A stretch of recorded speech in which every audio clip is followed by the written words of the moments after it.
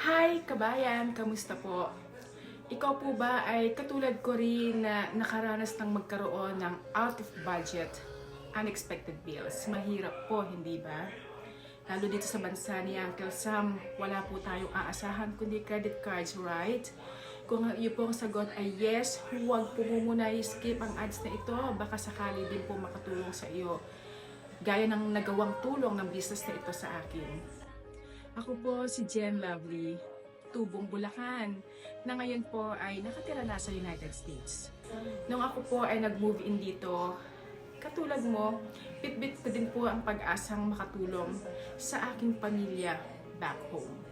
I am currently working as a shipping coordinator po. You may say my job sounds good, bakit pa ako nagne-negosyo?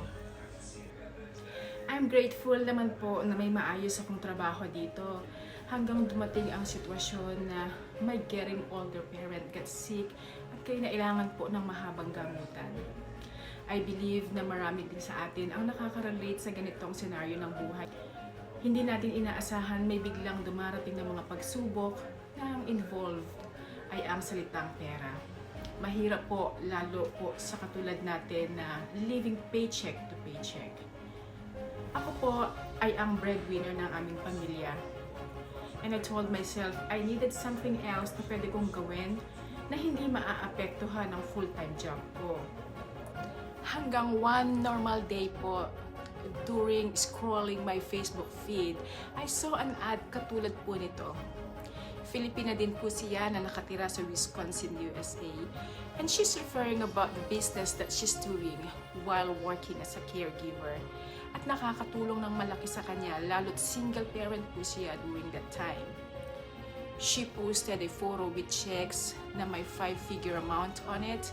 And she also mentioned about other parents na mortgage-free na, naging credit card debt-free, nakapag-travel without financial worries, are now able to spend more quality time with their kids, and most of all po, they are now able to help their families back home. That part is my turnover, and I told myself I should check this out too.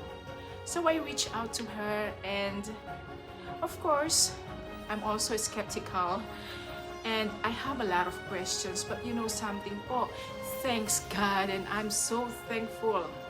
I took a leap of faith, I took my first action, and I started the business. Alam niyo po, ang laki na ng maitulong ng business na ito sa akin at sa pamilya ko po. I was able to pay my parents' hospital bill. Nakaka-receive na rin po ako ng mga cheque, and I don't worry too much sa mga bills na dumarating sa akin. I stayed home at my extra income. Who doesn't like that, right? The business po is 100% legitimate kasi po tax registered po tayo.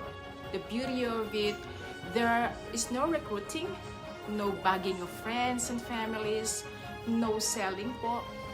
90% of the job will be done by automation system. Kaya the business po will work in the background kahit natutulog ka pa. Nagta-travel, having fun with your family and kids, kahit nasaan ka pong panig ng mundo, basta po may cellphone or laptop with internet connection, you're all set to go. And wait, there's more pa po. There are also super easy and manageable system na may step-by-step process on how to start the business. And other than that, my mentor at coach na super bait at super approachable po, and a huge community that collaborates and helping each other whenever we need it. Kaya you will never walk alone po on this journey. It's understandable po na karamihan sa atin natatakot subukan ang mga ganitong business. Pwede niyo pong i-check itong business na ginagawa ko through recorded videos. Panuorin niyo lang po. And saka po kayo mag-decide kung gusto niyo po i-try. Baka ito na rin po ang business na matagal mo nang hinahanap. Please visit po my website www.generosalovely.com. I'll see you inside. God bless po and bye for now.